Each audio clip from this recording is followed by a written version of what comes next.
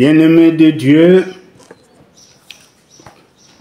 nous allons vous exposer un sujet très pertinent que nous devions normalement méditer hier. Hier, il y a eu 2 textes de l'Évangile, mais nous avions préféré méditer sur la mission de Jésus à Nazareth. Ce deuxième sujet se trouve dans Marc 10, les 12 premiers versets. Les synoptiques Matthieu 19, les versets 3 à 12. Il s'agit de la question du divorce. Alors, 2 questions vont nous aider à approfondir la méditation. La première, est-il permis à un homme de divorcer de sa femme? La deuxième, qu'en est-il aujourd'hui sur la question du divorce pour nous chrétiens? Venons-en à la première question. Est-il permis à un homme de divorcer de sa femme? C'est une question posée par les pharisiens à Jésus, mais qui est une question tendancieuse, car elle est un piège tendu à Christ. Mais Jésus est rompu dans ce genre d'exercice. Il sait que s'il se déclare en faveur du divorce, il soutient leur manière d'agir. Et les pharisiens savent bien que Jésus n'approuvera pas leur conception des choses. Si par contre il condamne le divorce, il se fait immédiatement des ennemis parmi la foule, car dans la masse, il y a sûrement des hommes qui ont divorcé ou en instance de le faire. Plus important encore, Jésus risque d'enflammer la colère du roi Hérode, qui a tué Jean-Baptiste pour avoir condamné ouvertement son divorce et son adultère, ce que nous pouvons lire en Marc 6, les versets 17 à 18. C'est précisément ce que les pharisiens souhaitaient obtenir de Jésus. Bien. Alors, quelle est la conception des pharisiens sur le divorce? En effet, les pharisiens considéraient le divorce comme une question législative et non comme une question spirituelle. Jésus utilise cette mise à l'épreuve comme une occasion de rappeler l'objet du mariage selon Dieu. Pour cela, il commence par dévoiler les motivations égocentriques de ses adversaires qui, au lieu de se préoccuper des intentions divines du mariage, il les renvoie à Moïse, en sortant du contexte réel de la loi, en s'appuyant sur les 4 premiers versets du chapitre 24 du livre de Deutéronome. Et c'est à Jésus de leur montrer combien leur connaissance est en réalité superficielle, eux qui sont les dépositaires de la loi. Alors, quelles sont les raisons qui poussent au divorce selon Jésus? Pour Jésus, la nature pécheresse de l'homme est à la base de certaines ruptures de contrat de mariage. Cette nature pécheresse, Jésus l'appelle la dureté de cœur de l'homme. Cette dureté de cœur constitue la raison fondamentale pour laquelle Dieu, par l'entremise de Moïse, a été amené à faire une concession afin de placer l'homme devant sa responsabilité. Mais au début, ce n'était pas la volonté initiale du Créateur. Et Jésus le souligne dans sa réponse aux pharisiens en citant Genèse 2, verset 24. En effet, Dieu voulait que l'homme et la femme qui s'unissent aient une union permanente, jusqu'à ce que la mort seule les sépare. L'union conjugale doit être une volonté ferme de rester ensemble. N'ayons pas un cœur dur comme les pharisiens, mais la volonté ferme de rester ensemble lorsque nous avons décidé de vivre en couple, bien sûr avec l'aide de Dieu, en restant unis comme une seule personne, comme l'est Jésus avec son Père. Jean 10, verset 30. Deuxième question. Qu'en est-il aujourd'hui sur la question du divorce pour nous chrétiens? Eh bien, le monde d'aujourd'hui connaît beaucoup de mutations de mœurs et de liberté. Les droits de la femme ont considérablement évolué. de même que la législation de droits et devoirs des époux. Il peut arriver que le divorce soit la seule alternative pour un couple, notamment en cas de violence physique.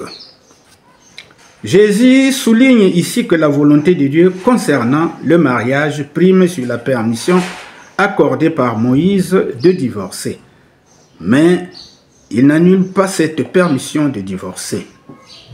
En Matthieu 5, 32, par exemple, Jésus évoque le cas d'infidélité conjugale. En 1 Corinthiens 7, verset 15, Paul mentionne une situation où le conjoint non chrétien quitte le foyer. Le divorce est une mauvaise chose, car il brise une union sainte, mais il reste autorisé. Même si Jésus ne propose pas tout un enseignement approfondi sur la question du divorce, sa conception élevée du mariage permet de comprendre qu'il faut l'envisager comme solution de dernier recours pour éviter le désastre. Les tribunaux de justice sont inondés de sujets de divorce et adoptent aussi cette démarche avant de prononcer un divorce. Par contre, l'Église laisse les protagonistes à leur propre responsabilité en cas de divorce, tout en sachant que, du point de vue chrétien, le mariage est une institution indissoluble. Dans les sociétés peu développées, cependant, la femme est souvent considérée comme la propriété du mari. Le mariage et le divorce sont perçus comme des transactions comparables à l'achat et à la vente de terrain. Jésus condamne une telle attitude et rappelle l'intention originelle de Dieu, que le mariage est l'union de deux êtres. Alors Jésus encourage donc ses auditeurs et nous aujourd'hui à mener une vue respectueuse de cet idéal du mariage qui est l'unité de deux êtres qui deviennent une seule personne, comme Jésus l'est avec son Père. Alors pour mieux pénétrer ce texte, posons-nous quelques questions de méditation pour le couple. Alors pour le couple, dans quel domaine éprouvez-vous plus de difficultés à vous entendre? S'agit-il dans l'unité des corps, autrement dit dans l'intimité sexuelle? S'agit-il dans l'unité des esprits, autrement dit la prière en couple? S'agit-il dans la communication? S'agit-il dans la gestion de vos revenus? S'agit-il dans l'éducation des enfants?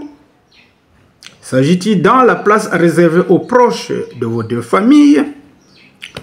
Eh bien, à chaque couple d'en faire un exercice pratique où vous devez dialoguer sincèrement. Nous vous donnons quelques pistes d'orientation. Sur l'intimité sexuelle et la prière, lisez et méditez 1 Corinthiens 7, les versets 1 à 17. Sur la communication et la gestion des revenus et la place réservée aux proches, lisez et méditez Colossiens 3, versets 16 à 21, puis 1 Timothée 3, versets 1 à 13. Alors, ce qu'il convient de savoir, c'est que dans un couple, il y a deux maîtres mots que sont dialogue et vérité. Le couple vit et se construit autour du dialogue et de la vérité. Dialogue signifie échange de paroles dans l'écoute de l'un et de l'autre. Compréhension et compromis. Voilà les deux choses capitales si un couple veut dialoguer. Échange de paroles dans l'écoute de l'un et l'autre, puis compréhension et compromis. Et le compromis suppose concession dans le respect de la dignité de l'autre. Le dialogue doit donc conduire au pardon lorsqu'il y a des blessures morales et physiques. Et ça, c'est très fréquent, surtout les blessures morales. Et le pardon doit aboutir à la réconciliation des esprits. On peut se demander pardon, mais s'il n'y a pas réconciliation des esprits, eh bien, c'est un pardon mensonger. Vivre dans la vérité veut dire qu'il n'y a pas de tabou et de pudeur entre époux. L'essentiel de la vie du couple est transparent. Ah, peu de couples sont transparents. Vivre dans la vérité renforce le dialogue et la transparence dans un couple. Eh bien, enfin, sur l'éducation des enfants, lire et méditer Ephésiens 6, les versets 1 à 4. Alors, quelle exhortation pour ce texte, pour nous, enfants de Dieu, surtout mariés. Ben, il y a unité de corps et des esprits dans un couple lorsque celui-ci sait dialoguer, vivre dans la vérité et aime prier ensemble. La prière est le socle spirituel du couple, car c'est dans ces instants que tous leurs problèmes sont confiés à Christ, qui est la pierre de l'angle de leur union.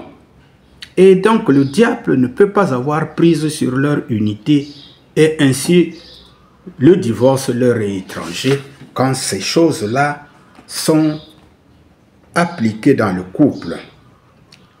Vivre dans la vérité, prier ensemble et voilà l'essentiel, mettre toujours le Seigneur au devant de toute situation du couple.